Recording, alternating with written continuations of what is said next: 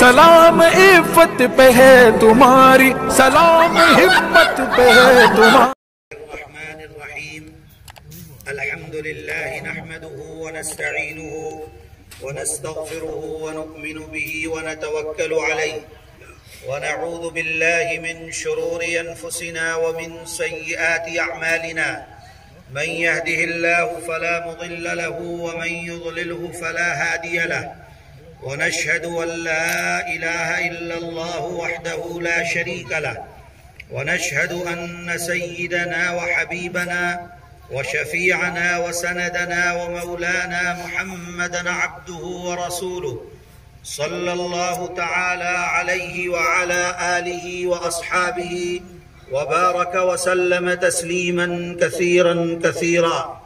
أما بعد فقد قال الله سبحانه وتعالى: إن الذين قالوا ربنا الله ثم استقاموا تتنزل عليهم الملائكة ألا تخافوا ولا تحزنوا وأبشروا بالجنة التي كنتم توعدون نحن أولياؤكم في الحياة الدنيا وفي الآخرة ولكم فيها ما تشتهي أنفسكم ولكم فيها ما تدعون. صدق الله ومولانا العلي العظيم ونحن على ذلك لمن الشاهدين والشاكرين والحمد لله رب العالمين.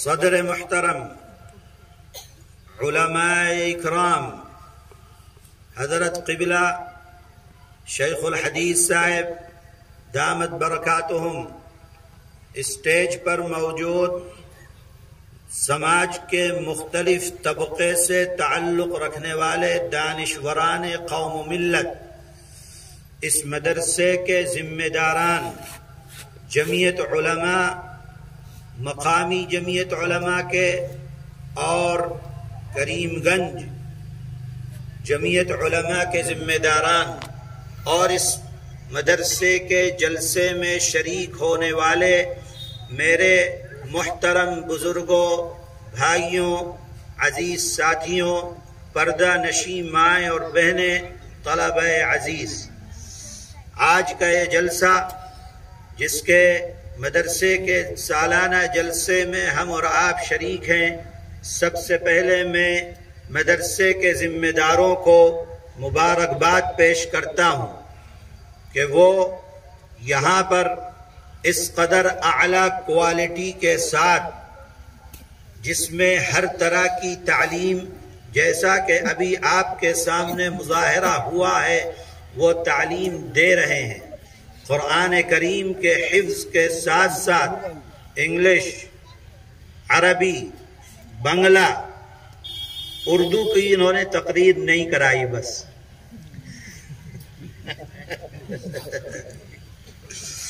تو الحمدللہ یہ کام یہاں پر ہو رہا ہے۔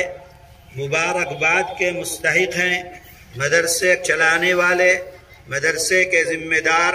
اللہ تعالیٰ ان کو مزید ہمت اور طاقت عطا فرمائے، اور جو ان کے پروگرام ہیں اللہ ان کو پایۂ تکمیل تک پہنچائے۔ میرے بھائیوں، دنیا کے اندر ایمان سے بڑی کوئی دوسری دولت اللہ کی طرف سے عطا کردہ اس کے بندے کو نہیں ہے۔ اللہ نے ہم کو ایمان سے نوازا ہے۔ یہ ایمان جو اللہ نے دیا ہے، ہم مسلمان ہیں، کلمہ پڑھنے والے ہیں۔ یاد رکھو کہ یہ ایمان اس دنیا کی سب سے بڑی دولت اور نعمت ہے۔ اس نعمت کے آگے ہزار ہی نہیں بلکہ ساری دنیا کی دولت بھی اگر ایک طرف ہو اور یہ نعمت جو اللہ کی ہے جس کو ایمان کہا جاتا ہے یہ ایک طرف ہو، تو دونوں کے درمیان کوئی مقابلہ نہیں کیا جا سکتا۔ اس لیے اللہ کا شکر ادا کرو کہ اللہ نے ہم کو ایمان سے نوازا ہے، مسلمان بنایا ہے، ایمان والا بنایا ہے۔ اور جب ایمان اللہ نے دیا ہے تو ایمان والوں کی اللہ تعالیٰ اس دنیا میں آزمائش کرتا ہے، امتحان کرتا ہے۔ اللہ کے جتنے بھی برگزیدہ بندے انبیاء علیہم الصلاۃ والسلام دنیا کے اندر تشریف لائے ہیں، آدم علیہ السلام سے لے کر میرے آقا حضرت محمد صلی اللہ علیہ وسلم تک تمام انبیاء علیہم السلام اور انبیاء علیہم السلام پر ایمان لانے والے ان کے صحابہ، جس انبیاء پر جو بھی لوگ ایمان لے کر آئے اللہ تعالیٰ نے ان کو بڑی بڑی آزمائشوں کے اندر مبتلا فرمایا۔ انبیاء علیہم السلام کو آزمائشوں میں مبتلا فرمایا، انبیاء کے ماننے والوں کو اللہ تعالیٰ نے بڑی بڑی آزمائشوں میں مبتلا فرمایا۔ یہ آزمائش کا ہونا یہ گویا کہ ایسا ہے جیسا کہ مشین کے اندر کپڑا ڈالا جاتا ہے دھلنے کے لیے تاکہ میل صاف ہو جائے، اسی طریقے سے اللہ کی طرف سے آزمائش آتی ہے تاکہ انسان کا جو گناہ ہے، جو دل اس کا کالا ہو گیا ہے، اللہ کی طرف سے جب آزمائش آئے گی، مصیبت آئے گی، تکلیف آئے گی، پریشانیاں آئیں گی تو اللہ تعالیٰ اپنے بندوں کے گناہوں کو معاف کرتا رہتا ہے۔ اس لیے میرے بھائیوں، یہ جو ایمان ہے، اس ایمان کے ساتھ آزمائشیں آنی ہیں، اس ایمان کے ساتھ پریشانیاں آنی ہیں، اس ایمان کے ساتھ اللہ کی طرف سے ہمارا امتحان ہوتے رہنا ہے کہ ہمارا بندہ اپنے ایمان کے اندر کامیاب ہے یا ایمان کے اندر کامیاب نہیں ہے۔ انبیاء علیہم السلام کی اگر زندگیوں کو اٹھا کر پڑھو گے تو کسی کو مچھلی کے پیٹ کے اندر ڈال دیا گیا ہے، کسی کو جلتی ہوئی آگ کے اندر ڈال دیا گیا ہے، کسی کو اللہ تعالیٰ نے کس طریقے سے آزمائش کی ہے، کسی کو جو آرا ہوتا ہے اس آرے سے بیچ میں سے چیر دیا گیا ہے، جس طریقے سے لکڑی کو چیرا جاتا ہے، لکڑی کو کاٹا جاتا ہے، کاٹ کو کاٹا جاتا ہے، اسی طریقے سے انبیاء کے اوپر سے بھی اس کو کاٹ دیا گیا۔ یہ آزمائش ہے خدا کی طرف سے اپنے بندوں کی، اپنے ان بندوں کی جن سے اللہ محبت فرماتے ہیں، جن کو دنیا کے اندر مقام و مرتبہ عطا فرمایا گیا ہے، جن کو نبوت جیسے اعلیٰ ترین مقام سے دنیا کے اندر سرفراز کیا گیا ہے، اللہ تعالیٰ نے ان کی آزمائشیں کی ہیں۔ اور میرے آقا حضرت محمد صلی اللہ علیہ وسلم کی کیسی کیسی آزمائش اللہ نے فرمائی، کون سی ایسی تکلیف تھی جو اللہ کے نبی کو نہیں دی گئی، کون سا ایسا پریشانی کا مرحلہ تھا جس سے اللہ کے نبی نہیں گزرے ہیں۔ آپ اپنے شہر کے اندر ہیں، آپ اپنے گھر کے اندر ہیں، جہاں آپ کی پیدائش ہوئی ہے، مکہ المکرمہ میں آپ ہیں، ساری دنیا کے لوگ، آپ کی برادری کے لوگ، آپ کے خاندان کے لوگ، آپ کے شہر کے لوگ، ہر کوئی کہتا ہے کہ محمد امین ہیں، محمد صادق ہیں، ہمیشہ سچ بولنے والے ہیں، امانت کا معاملہ کرنے والے ہیں۔ لیکن جب اللہ کے نبی نے اعلان فرمایا کہ کہو اشہد ان لا الہ الا اللہ واشہد ان محمد الرسول اللہ، جب کہا کہ ایک اللہ کی عبادت کرو، وہی لوگ جو آپ کے صادق اور امین ہونے کی قسمیں کھایا کرتے تھے، آج وہی لوگ اللہ کے نبی کے جان کے دشمن ہو گئے۔ آپ کا کھانا بند کر دیا گیا، آپ کا پانی بند کر دیا گیا، آپ کو قید خانے کے اندر اور آپ کے ماننے والوں کو ڈال دیا گیا، اور مسجد حرام میں آپ کو قتل کرنے کی سازشیں ہوتی رہی، اور قتل کرنے کے لیے آپ کو طرح طرح کے پلان بنائے جاتے رہے، اور صرف پلان ہی نہیں بنایا، ان پلان کے اوپر پھر عمل بھی کرنے کی کوشش کی گئی۔ لیکن اللہ نے اپنے نبی کی حفاظت فرمائی۔ میرے آقا حضرت محمد صلی اللہ علیہ وسلم کی 23 سالہ زندگی آپ دیکھیے، 63 سالہ زندگی ہے، اس میں جب تک نبوت کا اعلان نہیں فرمایا گیا تھا، آپ بہت ہی سکون اور اطمینان کے ساتھ اپنے شہر کے اندر اپنی زندگی کو گزار رہے تھے۔ لیکن جب نبوت کا اعلان کر دیا گیا، اب آزمائش کا جو دور شروع ہوا ہے، اللہ کا نبی اس دنیا سے تشریف لے جا رہا ہے، لیکن میرے بھائیوں وہ آزمائش کا دور ختم نہیں ہوتا ہے۔ آپ کو اس طریقے سے مصیبت اور پریشانی کے اندر رکھا گیا، صرف آپ کی ذات اقدس ہی نہیں، آپ کے ماننے والوں میں ابو بکر صدیق رضی اللہ تعالی عنہ، آپ کے ماننے والوں میں عمر فاروق رضی اللہ تعالی عنہ، عثمان غنی رضی اللہ تعالی عنہ، علی مرتضی رضی اللہ تعالی عنہ، کس کو بڑی بڑی آزمائش اور مصیبت کے اندر گرفتار نہیں ہونا پڑا ہے؟ حضرت ابو بکر کی زندگی پڑھو، عمر کی زندگی پڑھو، شہید کر دیے گئے، عثمان کی زندگی پڑھو، شہید کر دیے گئے، علی کی زندگی پڑھو، شہید کر دیے گئے، اور اللہ کے نبی کا پورا خاندان اور کنبہ حضرت حسن کو زہر دے کر مار دیا گیا، اور حضرت حسین رضی اللہ تعالی عنہ اور آپ کی تمام اولادوں کو، آپ کے گھر کے تمام افراد کو، خاندان کے تمام لوگوں کو کربلا کے میدان میں قتل کر کے، گردن کاٹ کے، اور خون کو پانی کی طرح کربلا کی زمین کے اوپر بہا دیا گیا۔ میرے بھائیوں، یہ آزمائشیں کیوں ہیں؟ یہ اللہ کی طرف سے آزمائش کس کی ہے؟ ایمان والے کی ہے، جو اللہ پر ایمان لایا، جس نے کہا کہ اللہ ایک ہے۔ آزمائش کا دور شروع ہو گیا۔ میرے بھائیوں، آج مسلمان، ہم اس دیش کے اندر یہ دیکھتے ہیں کہ مسلمان پریشان ہے، ایمان والا تکلیف کے اندر ہے۔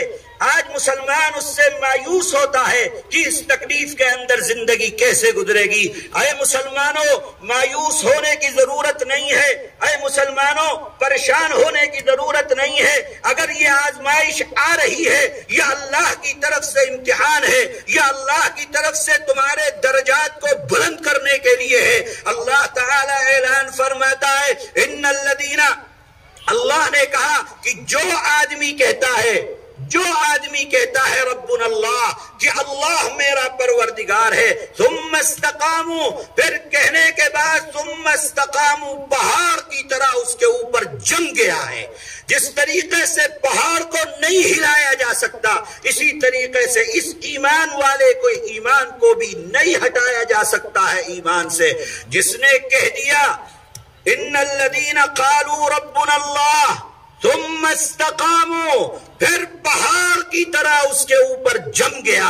اب بڑی سے بڑی مصیبت آ جائے، تکلیف آ جائے، پریشانی آ جائے، گھر بار تباہ کر دیا جائے، اولادوں کو قتل کر دیا جائے، بڑی سے بڑی آزمائش کے اندر بھی اگر مبتلا ہو، دیکھو کہ نبی کو اپنا شہر چھوڑنا پڑا تھا، مکے سے ہجرت کر کے مدینے چلے گئے، صحابہ کو اپنا گھر چھوڑنا پڑا، اپنی زمین چھوڑنی پڑی، اپنے گھر بار کو چھوڑ کر دوسری جگہوں پہ جا کر قید کی زندگی گزارنی پڑی، ریفیوجی کی زندگی گزارنی پڑی۔ میرے بھائیوں، یہ ساری چیزیں ہیں، لیکن ان لوگوں کے ایمان پہ اتنی مضبوطی، جس قدر آزمائش کفار کی طرف سے جتنی تکلیف، ان لوگوں کے ایمان کے اندر اتنی ہی قوت پیدا ہوتی تھی۔ میرے عزیزو، اگر آج مسلمان پریشان، آج اگر گورنمنٹ طرح طرح کے پلان بنا کر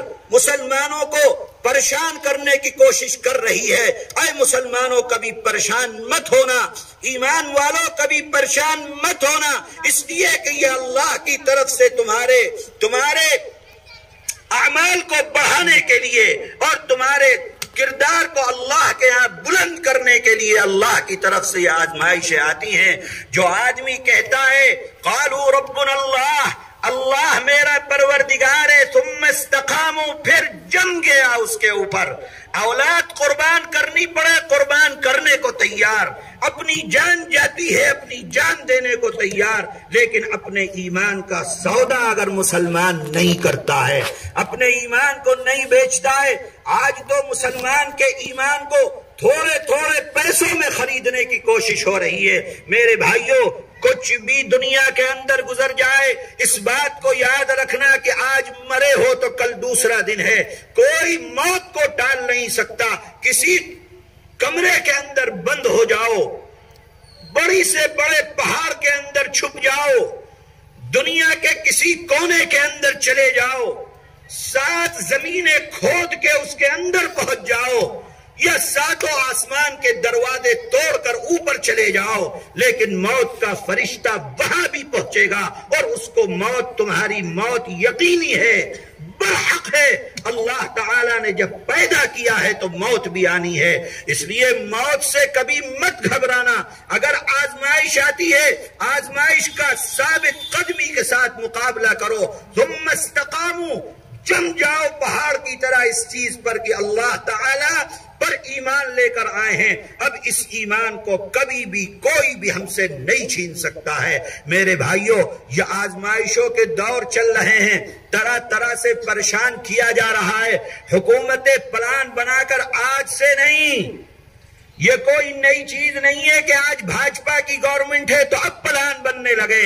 ہم تو 70 سال سے اس چیز کو دیکھ رہے ہیں، اور صرف 70 ہی سال نہیں، اس سے پہلے جب یہاں انگریز حکومت کیا کرتا تھا، اور صرف انگریز ہی نہیں، اس سے پہلے جب یہاں مسلمان بادشاہ حکومت کیا کرتے تھے، اس وقت بھی ایمان والوں کے ساتھ آزمائشیں تھیں، اس وقت بھی ایمان والوں کے ساتھ مصیبتیں تھیں۔ جس وقت اکبر یہاں کا بادشاہ تھا اور اپنا دین الہی لے کر دنیا کے اندر آیا تھا، اور اس نے یہ کہا تھا کہ اس دنیا کے اندر اگر دین چلے گا، اس دیش میں اگر دین چلے گا تو اللہ کا دین نہیں چلے گا بلکہ اکبر بادشاہ کا دین چلے گا، جس کو دین الہی وہ کہا کرتا تھا۔ اس وقت بھی ایمان والے آزمائش میں تھے، اس وقت بھی ایمان والوں نے مقابلہ کیا ہے، اس وقت بھی ایمان والوں نے اپنی جانوں کے نذرانوں کو پیش کیا ہے۔ اور میرے بھائی، اس کے بعد جب انگریز آئے، اس وقت بھی ایمان والوں کے اوپر ایسی تکلیف اور مصیبتیں کی 150 سال تک ایمان والے اپنی جان کی قربانیاں پیش کرتے رہے۔ 50,000 علماء پھانسی کے پھندے کے اوپر لٹک گئے، 5-10 لاکھ مسلمان کو قتل کر دیا گیا۔ مسلمان ان حالات کے اندر اپنی زندگی کو گزارتا رہا، اور دیش آزاد ہوا، اور دیش آزاد ہونے کے بعد سے آج تک کوئی بھی گورنمنٹ ہو، کوئی بھی اقتدار کے اوپر بیٹھا ہو، کسی نے بھی اقتدار سنبھالا ہو، سیکولر کہنے والوں نے اقتدار سنبھالا ہو، یا اپنے آپ کو ایک فرقے کا نمائندہ کہنے والوں نے اقتدار سنبھالا ہو، مسلمانوں کے لیے ہر کسی نے ظلم کا معاملہ کیا ہے، دبانے کا معاملہ کیا ہے، ختم کرنے کا معاملہ کیا ہے۔ ایمان کو اور مسلمانوں کو اس دیش سے ہی نہیں بلکہ ساری دنیا سے بڑی بڑی طاقتیں ختم کرنے کے اوپر لگی ہوئی۔ امریکہ جیسی طاقت افغانستان میں آ کر بیٹھ گئی، 20 سال تک کوشش کرتے رہے کہ ایمان کو اور اسلام کو ختم کر دیا جائے، روز کتے کی طرح مرتے رہے، لیکن اللہ نے ایک دن بھی، ایک وقت بھی ایسا نہیں گزرا جب وہاں پر ایمان کو یا اہل ایمان کو یا ایمان والوں کو شکست ہوئی ہو، کتے کی طرح مرے، اور اس کے بعد وہاں سے نکل کر دم دبا کر بھاگے، چھوڑنا پڑا۔ اللہ نے ایمان والوں کو فتح نصیب فرمائی۔ میرے بھائیوں، ایمان کے ساتھ آزمائشوں کا دور صرف یہ آج ہی نہیں کہ ہم یہ کہہ دیں کہ آج بی جے پی گورنمنٹ کے اندر بیٹھی ہے تو مسلمانوں کے ساتھ یہ مسئلہ ہو رہا ہے۔ اس سے پہلے جو لوگ تھے، ساری دنیا کے اندر اسلام کو ختم کرنے کے لیے امریکہ جیسی طاقت نے اپنی پوری طاقت لگا دی۔ صرف افغانستان نہیں بلکہ دنیا کے دوسرے ملکوں میں، لیبیا کے اندر 10 لاکھ مسلمان قتل کر دیے گئے، مصر کے اندر 20 لاکھ مسلمانوں کو قتل کر دیا گیا۔ کون سی ایسی جگہ ہے جہاں مسلمان کا قتل عام نہیں ہوا؟ کیا دنیا کے اندر سے اسلام ختم ہو گیا؟ کیا مسلمان ختم ہو گئے؟ کیا ایمان والے ختم ہو گئے؟ یاد رکھیں وہ دنیا کی طاقتیں کہ ایمان دنیا سے ختم ہونے کے لیے نہیں آیا ہے، مسلمان ختم ہونے کے لیے نہیں آیا ہے، یہ قیامت تک کے لیے آیا ہے اور قیامت تک باقی رہنے والا ہے۔ جب تک اللہ چاہیں گے اس وقت تک باقی رہے گا، جب اللہ چاہیں گے اس وقت ختم ہو جائے گا۔ یہ ہمارا ایمان ہے کہ اس دنیا کے اندر ایک پتا بھی بغیر اللہ کے حکم سے نہیں ہلتا۔ میرے بھائیوں، وہ لوگ اسلام کو ختم کرنا چاہتے ہیں تو کیا اسلام ختم ہو گیا؟ حکومت ایمان والوں کو ختم کرنا چاہتی تو کیا ایمان والے ختم ہو گئے؟ الحمدللہ ایمان بھی آگے بڑھ رہا ہے، مسلمان بھی آگے بڑھ رہا ہے، مسجدیں بھی زیادہ ہو رہی ہیں، مدرسے بھی زیادہ ہو رہے ہیں۔ اگر کمزوری آ رہی ہے تو صرف ہمارے اندر آ رہی ہے کہ ہمارا ایمان کمزور ہوتا چلا جا رہا۔ ہم کو اپنے ایمان کے اندر وہ قوت اور طاقت پیدا کرنی ہے۔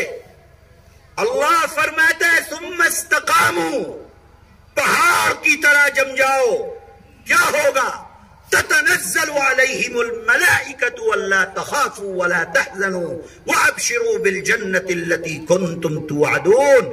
اگر آزمائش ہے، ایمان کے جانے کا خطرہ ہے اور ایمان اپنا بچا لیا مسلمان نے، اللہ تعالی فرماتا ہے کہ اللہ آسمان سے اس کے پاس فرشتوں کو بھیجتے ہیں۔ کیا کہتے ہیں فرشتے؟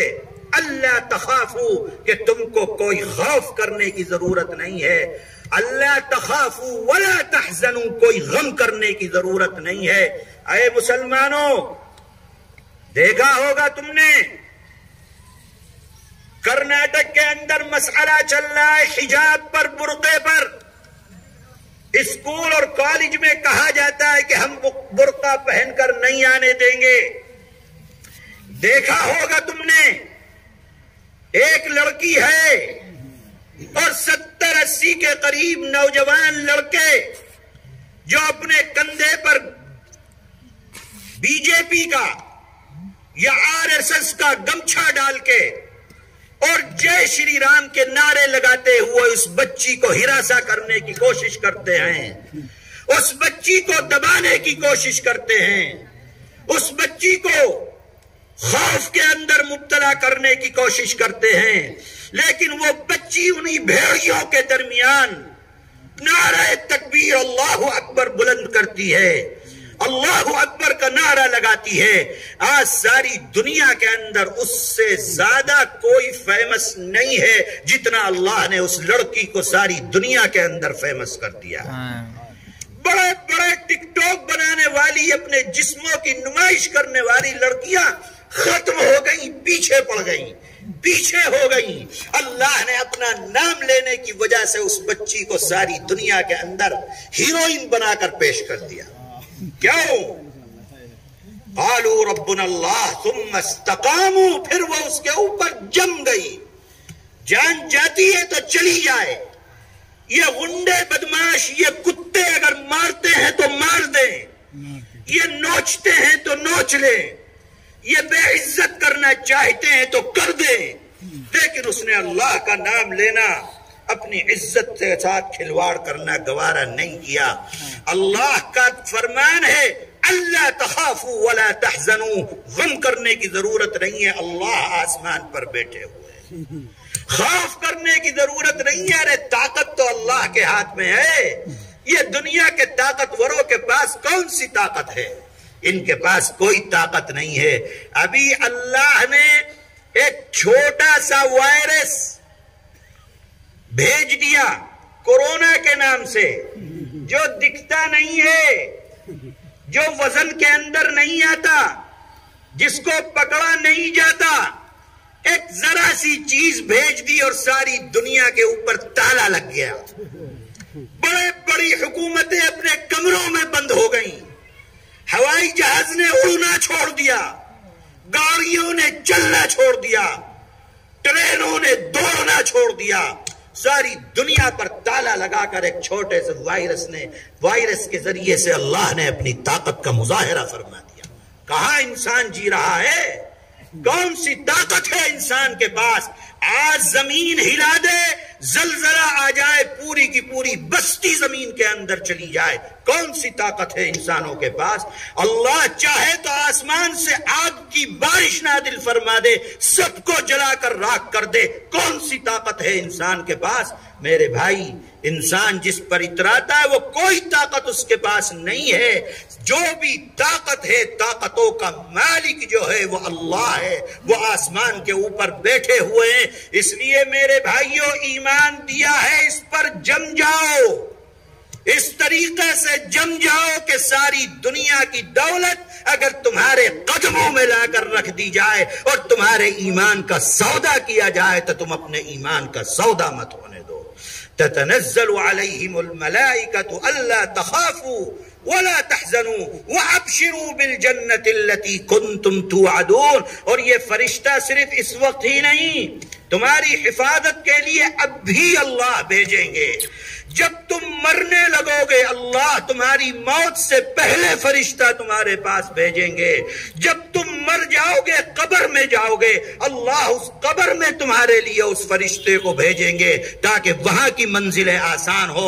جب وہ مرحلہ گزر جائے گا قیامت کے دن اللہ تعالی اس فرشتے کو تمہارے ساتھ کر دیں گے تاکہ تم اللہ کی جنت تک پہنچ جاؤ.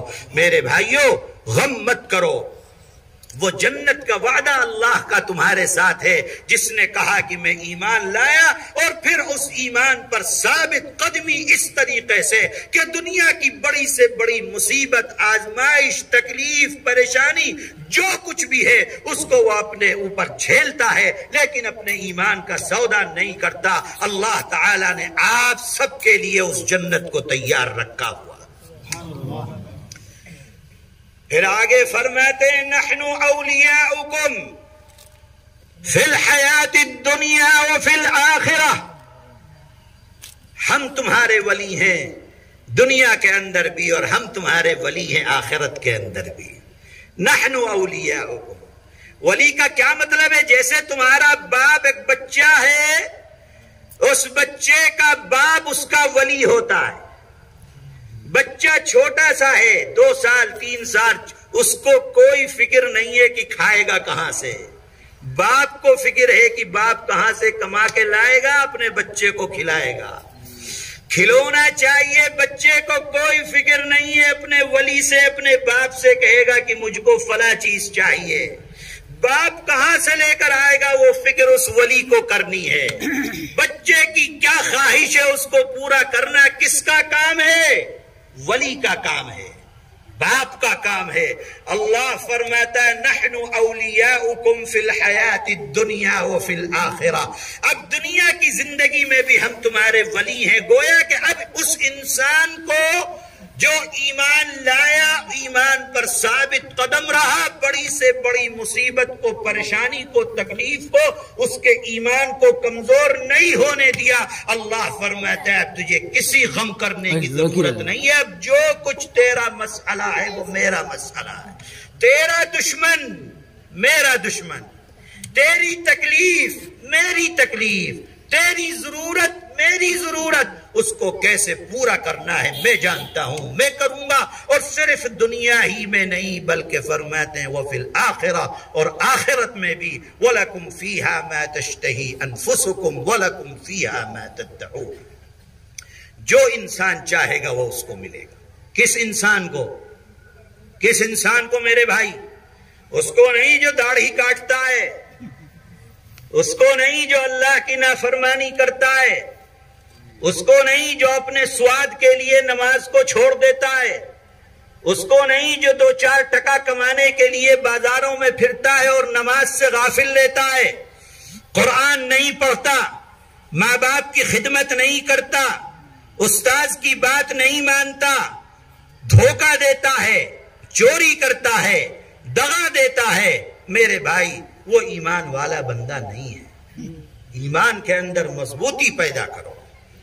بڑی سے بڑی پریشانی صرف یہی نہیں ہے کہ کوئی تم سے تمہاری جان مانگنے لگے، بلکہ تمہارے نفس کے خلاف جو کام ہو اس کو کرنا. جو نفس چاہتا ہے وہ کرو، وہ مت کرو.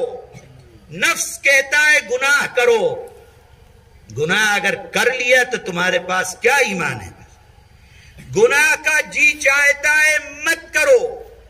جھوٹ بولنے کا دل کرتا ہے مت جھوٹ بولو. کسی کی زمین و جائیداد لے سکتے ہو، طاقت میں ہو، مت لو. کیوں نہ لو؟ ذہن میں بات آنی چاہیے انی اخاف اللہ، میں اپنے اللہ سے ڈرنے والا. گناہ کیوں چھوڑتے ہو؟ انی اخاف اللہ، میں اپنے اللہ سے ڈرنے والا ہوں اس لیے میں گناہ نہیں کروں. جب یہ ایمان ہوگا میرے بھائی، اللہ فرماتا ہے نحن اولیاؤکم فی الحیات الدنیا وفی الآخرہ. جب تم اللہ کے لیے اپنی خواہشات کو اور لذات کو چھوڑ دو گے، جب تم اللہ کے لیے اپنے ایمان کی حفاظت کے ساتھ ساتھ گناہ کے کام سے بچو گے، نحن اولیاؤکم، پھر اللہ فرماتے ہیں کہ اب میں تمہارا ولی ہوں دنیا کے اندر بھی آخرت کے اندر. میرے بھائیوں، میں آپ سے پوچھتا ہوں، میں نے تقریر کی، آپ کو پسند آئی میری تقریر؟ کیوں پسند آئی؟ میں نے کہاں سیکھا ہے یہ؟ مجھ کو کس نے بتلایا؟ کہاں سے میرے پاس یہ علم آیا؟ یہ اسی مدرسے کی دین ہے. آج جس مدرسے کے سالانہ جلسے کے اندر ہم اور آپ بیٹھے ہوئے، میں بھی کسی مدرسے کے اندر پڑھا ہوں. مجھ کو بھی میرے اساتذہ نے سکھلایا ہے، میرے استاد نے بتلایا ہے. میرے بھائیوں، یہی مدرسے ہیں جو انسان کو انسان بناتے ہیں. یہی مدرسے ہیں جو تم کو تمہارے اللہ سے جوڑتے ہیں. یہی مدرسے ہیں جو تم کو صحیح اور برے کا طریقہ اور راستہ بتلاتے ہیں. یہی مدرسے ہیں جو اچھے اور برے کی پہچان کراتے ہیں. کالج کے اندر جا کر اچھے برے کی پہچان نہیں ہوتی ہے، اسکولوں کے اندر جا کر اچھے برے کی پہچان نہیں ہوتی ہے. وہاں تو دنیا سکھلائی جاتی ہے کہ دنیا کماؤ گے کیسے. وہاں کی تعلیم انسان بنانے کے لیے نہیں ہے، دنیا کو کیسے حاصل کر سکتے ہو اس کے لیے وہ تعلیم ہے.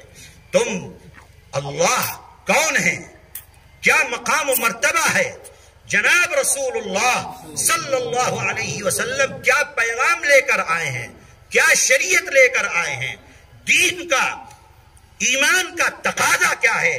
اگر یہ سب بات سیکھنی ہے تو میرے بھائی مدرسوں کے اندر آنا ہوگا. میں مبارکباد دیتا ہوں مدرسے کے ذمہ داران کو کہ انہوں نے اس قدر بہترین تعلیم کے نظم کے ساتھ یہاں پر یہ مدرسہ چلا رہے ہیں. میں آپ حضرات سے یہ درخواست کرتا ہوں کہ اس مدرسے کی جو ضرورت ہے اس ضرورت کو پورا کرنے میں تن من دھن کے ساتھ کوشش کرو. پیسے کی ضرورت ہے، پیسے سے پورا کرو. تمہارے طاقت کی ضرورت ہے، طاقت کے ساتھ پورا. اور دیکھو گورنمنٹ نے تو جو ٹائٹل مدرسے تھے سب پہ تالے لگا دیے، بھیا ختم ہو گیا مسئلہ. اب تو اگر دین ہے اور دین کا معاملات ہے تو مدرسے قومیہ سے ہیں، قومی مدرسے ہیں. آپ ان قومی مدرسوں کے اندر بہت اچھا ہے کہ آپ اس میں بچوں کو انگلش بھی سکھلائیے، اس میں آپ کمپیوٹر بھی سکھلائیے، اس میں آپ بنگلہ بھی سکھلائیے، اس میں آپ عربی بھی سکھلائیے، اس میں آپ اردو بھی سکھلائیے، اور دوسری زبانیں ہیں جن کو دنیا کی ضرورت ہے. چائنیز سکھلائیے تاکہ آپ کا بچہ چائنا والوں کو دین کی تعلیم کر سکے، دین کی طرف راغب کر سکے. فرنچ سکھلائیے تاکہ فرانسیسیوں کو جا کر وہ دین اور تبلیغ کر سکے. دنیا کی جو زبانیں ہیں وہ زبانیں سکھلائیے، لیکن اپنے دین کو اس کے دل کے اندر اس طریقے سے بٹھا دیجئے کہ اگر اس کی گردن پر چھری رکھ کے کہا جائے کہ اللہ کے ایک ہونے کا انکار کر دو نہیں تو جان لے لیں گے، اس کو جان دے دینا آسان ہو.